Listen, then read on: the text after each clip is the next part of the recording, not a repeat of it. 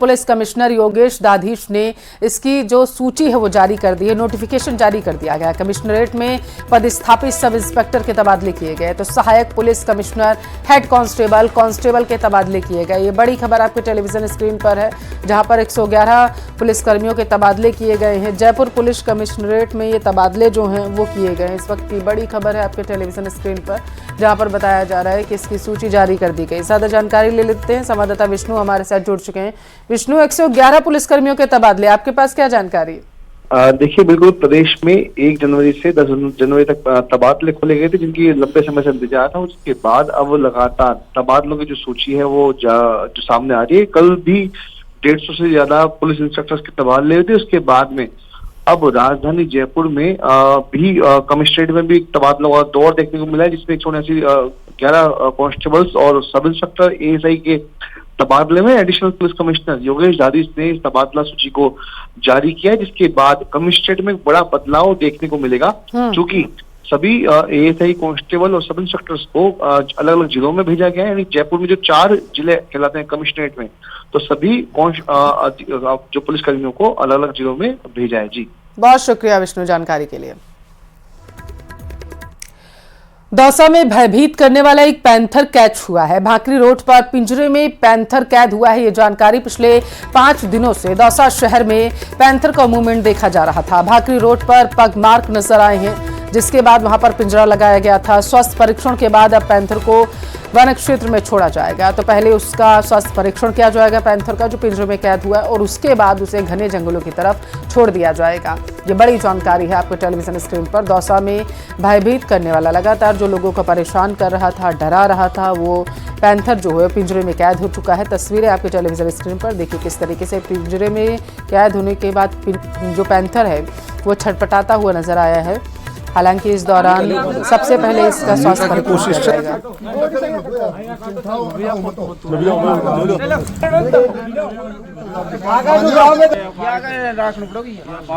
सुनो, एक काम कर संजय, एक काम कर, तो ग्रामीणों की शिकायत के बाद ये पिंजरा जो है लगाया गया था, जो आप देख पा रहे हैं। ये वही पैंथर है जो पिंजरे में अब कैद हो चुका है। लगातार आसपास के इलाके के जो लोग हैं वो दहशत में थे इस पिंजरा जब लगाने से पहले, क्योंकि पैंथर का लगातार मूवमेंट वहां पर बना हुआ था। मैं खानवाकरी गांव से 5-6 दिन से लगातार सूचना आ रही थी कि पैंथर का मूवमेंट है।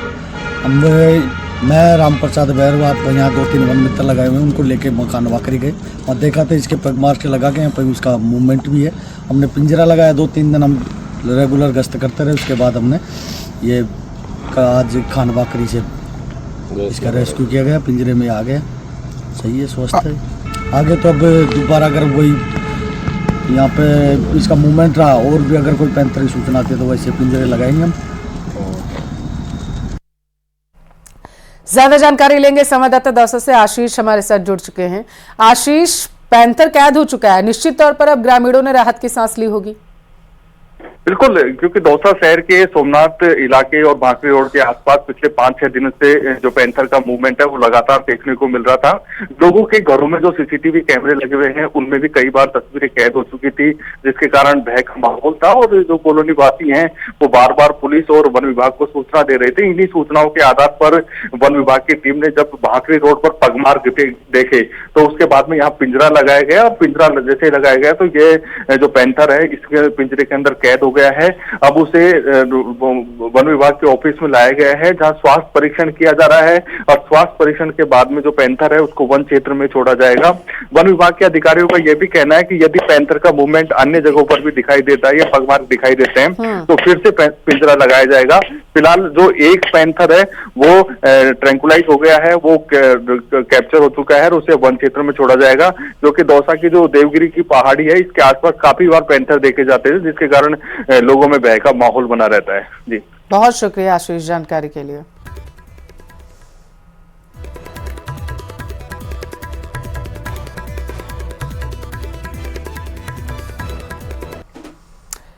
लापता छात्रा का अभी तक कोई सुराग नहीं लग पाया है। कोटा से बड़ी खबर आप तक पहुंचा रहा है। छात्रा के कमरे से बताया जा रहा है कि एक नोट मिला था। नोट में लिखा हुआ था कि अपनी मर्जी से मैं जा रही हूं। 3 दिन पहले राजीव गांधी इलाके से निकली थी छात्रा। परिजनों के साथ पुलिस की टीमें उसकी तलाश कर रही हैं। बिहार निवासी छात्रा कोटा में रहकर तैयारी कर रही थी। इस वक्त की बड़ी खबर है आपके टेलीविजन स्क्रीन पर, जहां पर छात्रा जो है वो लापता हो गई है और उसकी तलाश लगातार पुलिस के साथ परिजन भी कर रहे हैं। बताया जा रहा है कि छात्रा बिहार की रहने वाली है और कोटा में रह करके पढ़ाई कर रही थी। कोचिंग संस्थान के हॉस्टल के जो मालिक थे उनकी तरफ से ये बात आई कि एक बच्ची सुबह निकली थी, अभी शाम को लौटी नहीं है वापस, तो उसकी रिपोर्ट में मुकदमा दर्ज किया है। बच्ची नाबालिग है और वो यहाँ कोटा में ही 17 साल की है और कोटा में ही नीट की तैयारी कर रही थी। उसने अपनी तरफ से ही जाने की बात लिखी है। ऐसा कोई टेंशन, स्ट्रेस या इस तरह की कोई जीवन को नुकसान पहुंचाने वाली बात कोई नहीं लिखी है। ज्यादा जानकारी लेंगे, संवाददाता ओम प्रकाश हमारे साथ जुड़ चुके हैं। ओम प्रकाश, समय बीतता जा रहा है, बच्चे का कोई सुराग नहीं मिल पा रहा, पुलिस की जांच कहां तक पहुंची? देखिए, पुलिस ने आसपास के सीसीटीवी फुटेज खंगाले, हॉस्टल में जो साथ में पढ़ने वाली छात्रा है उनसे बातचीत जरूर की है। तमाम प्रयास किए जा रहे हैं, लेकिन तमाम प्रयास फिलहाल तो कहा जा सकता है कि नाकाम साबित हो रहे हैं और छात्रा के बारे में कोई सुराग हाथ नहीं लग पाया। छात्रा की तलाश के लिए बताया जा रहा है कि अब टीमें जो है बिहार भी जाएगी और वहां भी तलाश करेगी, लेकिन ये कहा जा सकता है कि प्रथम दृष्टिया हॉस्टल प्रशासन की तरफ से एक लापरवाही नजर आई थी, क्योंकि छात्रा कई घंटों तक लापता होने के बाद पुलिस को सूचना नहीं दी थी। दूसरे दिन 11 बजे सूचना देने के बाद पुलिस अलर्ट हुई, तब तक काफी समय बीत चुका था। और हालांकि अब एक कमरे से जो एक नोट भी बरामद हुआ, उसमें लिखा था कि मैं अपनी मर्जी से जा रही हूँ। अब वो किस तरह का तनाव था, क्यों जा रही थी, ये तमाम सवाल है। उसके जवाब फिलहाल पुलिस कर्मियों के पास नहीं है, पुलिस अधिकारियों के पास नहीं है, लेकिन फिलहाल परिजन पहुंच चुके हैं बिहार से कोटा।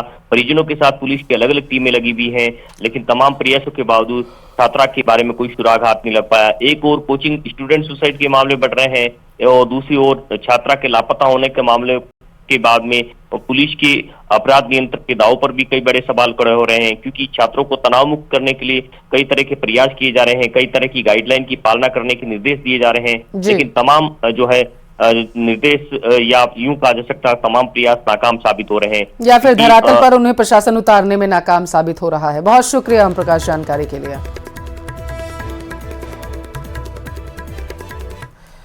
कोटा में कोचिंग संस्थान में कार्यरत फैकल्टी की संदिग्ध मौत का मामला सामने आया। मृतक विवेक कुमार एक एकेडमी में कार्यरत था जिसकी संदिग्ध मौत हो गई। शिक्षा मंत्री मदन दिलावर के गनमैन का बेटा है विवेक कुमार। फिलहाल मौत की वजह साफ नहीं हो पाई है। शव का पोस्टमार्टम करवाया जा रहा है। इस पूरे मामले में जवाहर नगर थाना पुलिस जांच भी कर रही है।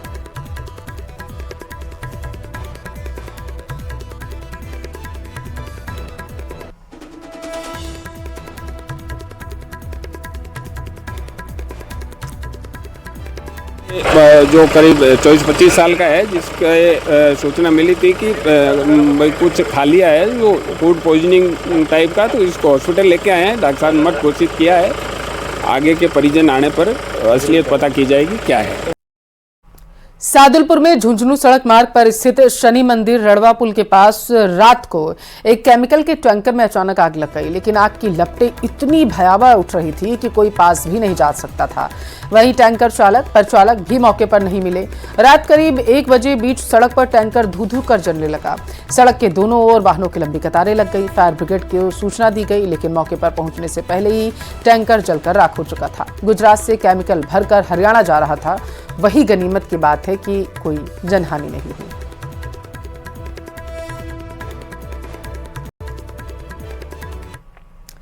पेंडर थाना पुलिस को अवैध शराब की तस्करी के मामले में सफलता मिली है। पुलिस ने नाकेबंदी के दौरान एक ट्रक से तकरीबन 30 लाख रुपए की अंग्रेजी शराब को पकड़ा है। पुलिस ने मामले में 2 आरोपियों को भी गिरफ्तार किया। पुलिस आरोपियों से पूछताछ कर रही, जिसमें और भी कई खुलासे हो सकते हैं। नाकेबंदी के दौरान ट्रक की तलाशी ली गई है, तो ट्रक बॉडी के 2 बताया जा रहा है पार्टीशन बना करके अवैध हरियाणा ब्रांड की शराब इसमें भरी हुई थी। पुलिस ने 2 आरोपियों को गिरफ्तार किया।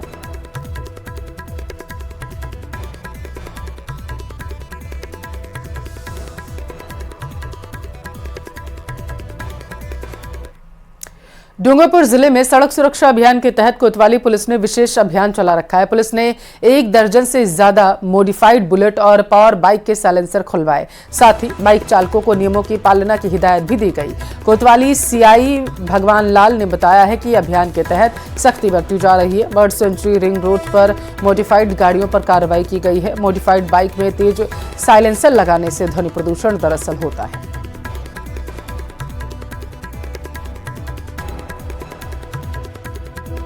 शहर के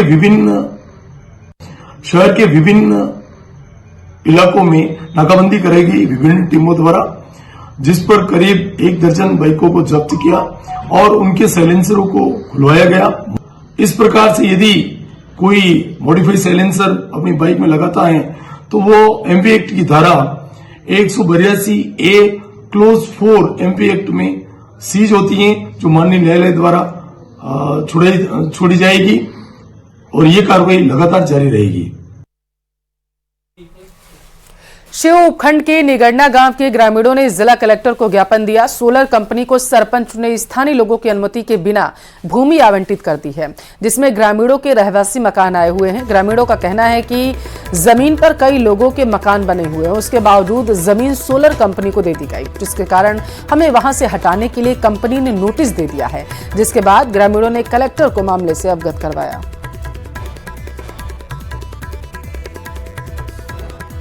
ये हमारी ज़मीन का मामला है। सोलर प्लांट ने ज़मीन दी है। हमारे को 70-80 साल के पहले भी बिठानी थी। हमारा दादा यहाँ था और बाप था और हम भी यहाँ ही हैं। फिर उसमें अभी सोलर प्लांट को दी है और ये पछतावा लिखकर सरपंच ग्राम सुख ने दी है।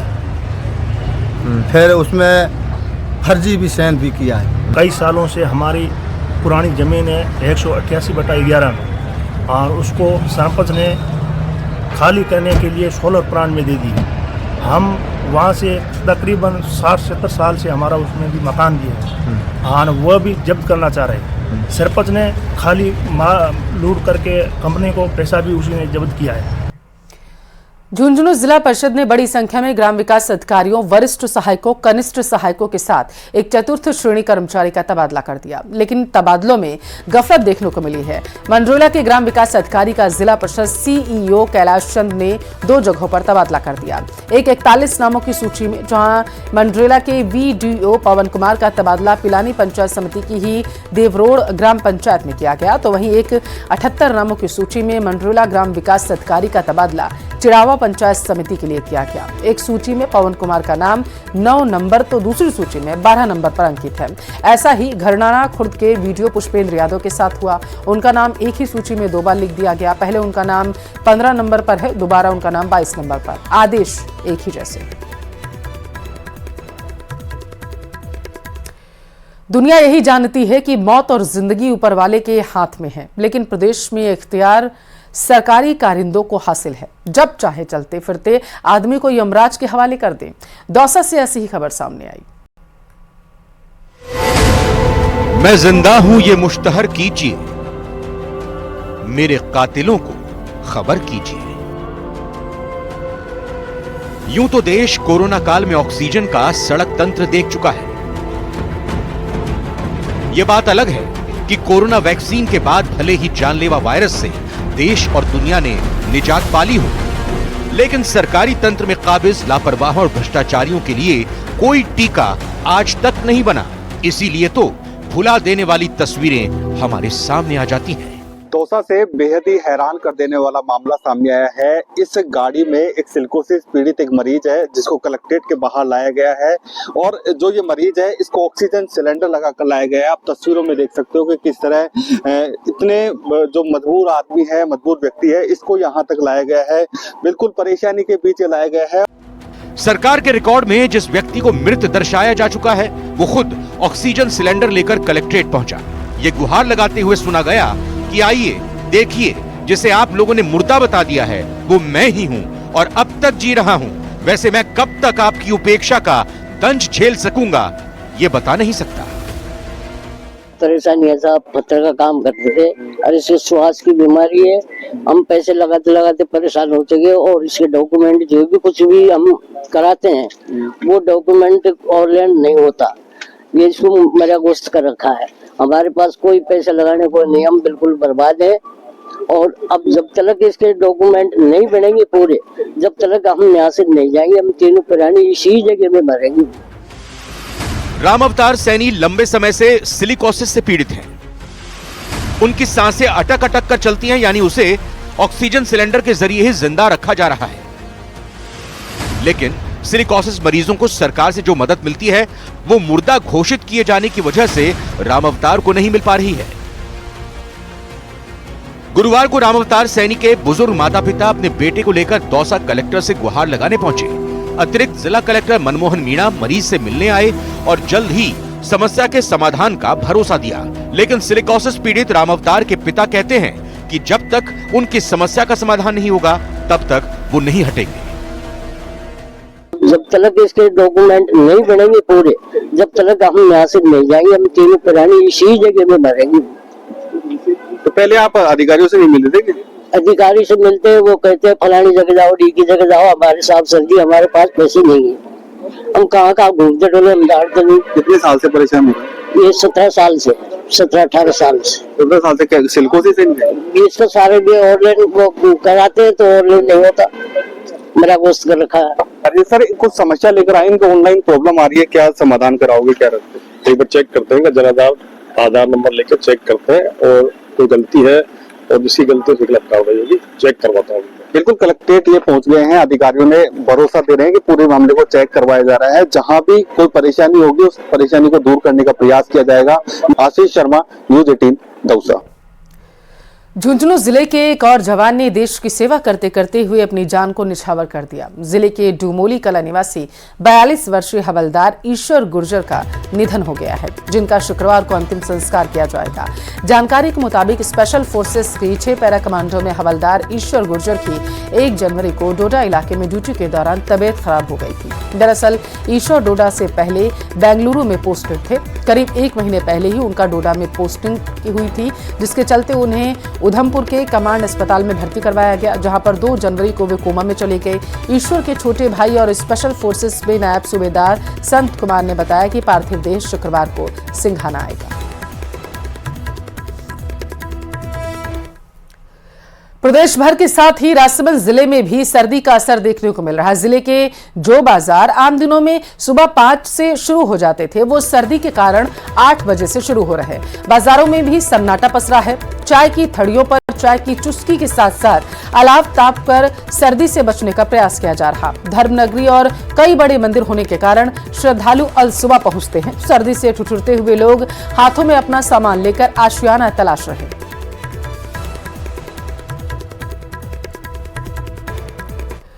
तो सर्दियों में कई टेस्टी जो खाने हो बनाए जाते हैं, जिन्हें खाकर दिल खुश हो जाता है। इन स्वादिष्ट व्यंजनों की लिस्ट में गजक भी शामिल है। इसे गुड़ में तिल या मूंगफली डालकर बनाया जाता है। दौसा में गुप्तेश्वर रोड पर पिछले 2 दशक से गजक के कारोबार से जुड़े रामोतार साहू ने बताया है कि सर्दियों के मौसम में गजक खाने से इम्यूनिटी बढ़ती है। गजक की तासीर गर्म होती है। उन्होंने बताया कि गजक में ओमेगा 6 और कैल्शियम रहता है, जो बॉडी में इम्यूनिटी बढ़ाता है। इसलिए सर्दियों में गजक का सेवन जरूर करना चाहिए। सर्दी के सीजन में गजक की बिक्री में बढ़ोतरी होती है। वही गजक की वैरायटी की बात करें तो तकरीबन 35 से 40 प्रकार की वैरायटी हैं।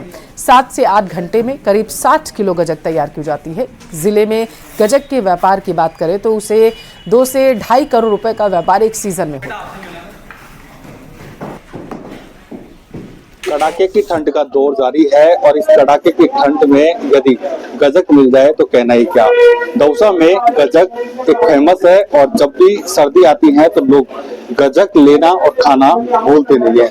हम एक गजक की दुकान पर हैं और हमने यहाँ पूरी देखोगे तो पहले केवल गुड़ और जो मूंगफली है और जो तिल है उसकी गजक देखी जाती थी, लेकिन वर्तमान में बदलते दौर में काफी सारी गजक की वैरायटियां मौजूद हैं और हम यहाँ के व्यापारियों से बात करेंगे। आप देखिए कि जो ये गजक है और इसमें अलग अलग तरीके से पैकिंग, अलग अलग तरीके से काजू मैंगो गजक, काजू चॉकलेट गजक, इस तरह के काजू गुड़ गजक, इस तरह की गजक यहाँ पर उपलब्ध है।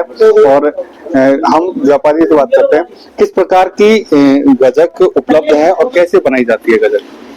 सर मैं आपसे निवेदन करूँ, गजक गुड़ और तिल का मिश्रण है।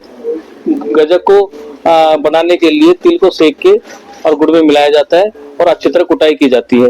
और लगभग अच्छे प्रोसीजर के साथ में लगभग एक दिन में लगभग 100 किलो के लगभग गजक बना पाते हैं 4-5 आदमी।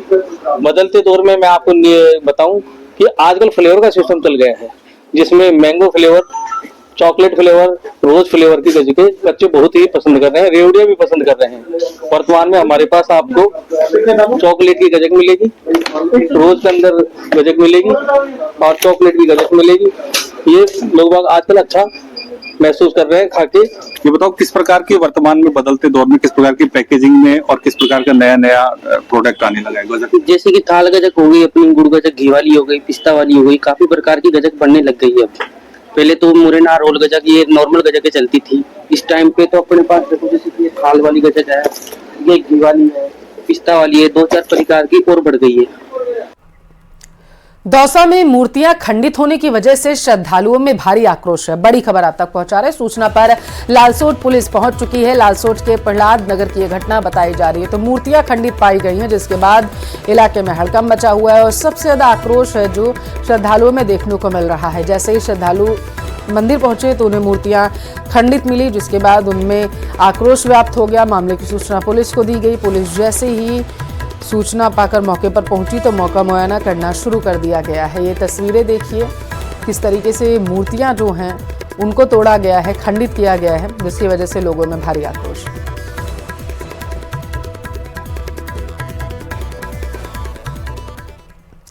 तो बीकानेर के रेतीले धोरों पर आज अंतर्राष्ट्रीय ऊंट उत्सव का आगाज होने जा रहा। विरासत, लोक संस्कृति के रंगों से सराबोर इस उत्सव में ऊंटों के करतब के साथ लोक संगीत की झलक देखने को मिलेगी। साथ ही मिस्टर बीकानेर, मिस मारवाड़ जैसी कई आयोजन भी होंगे। पिछले 32 साल से आयोजित इस उत्सव को देखने के लिए देसी विदेशी सैलानियों में खासा उत्साह रहता है। इस बार कार्यक्रम में कुछ तब्दीली की गई ताकि सैलानियों को कुछ नयापन नजर आए। पर्यटन विभाग और जिला प्रशासन अंतर्राष्ट्रीय ऊंट उत्सव को कामयाब बनाने की तैयारी कर रहा है।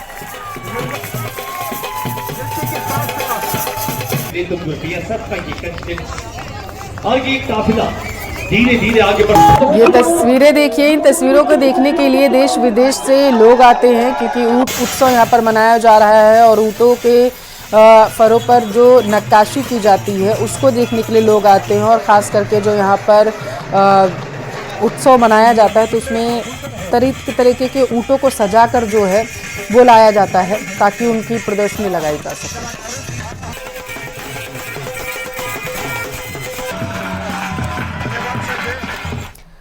चित्तौड़गढ़ जिले के मडफिया स्थित सामलिया जी मंदिर में इस महीने खोले गए भंडारे में रिकॉर्ड राशि मिली है।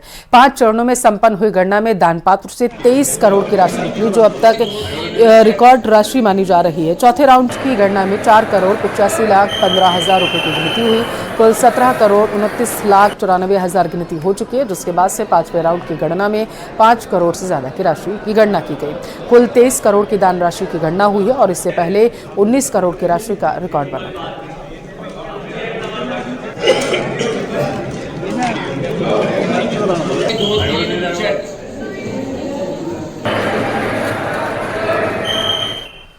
यहाँ वक्त है एक छोटे से ब्रेक का। ब्रेक के उस पर आपको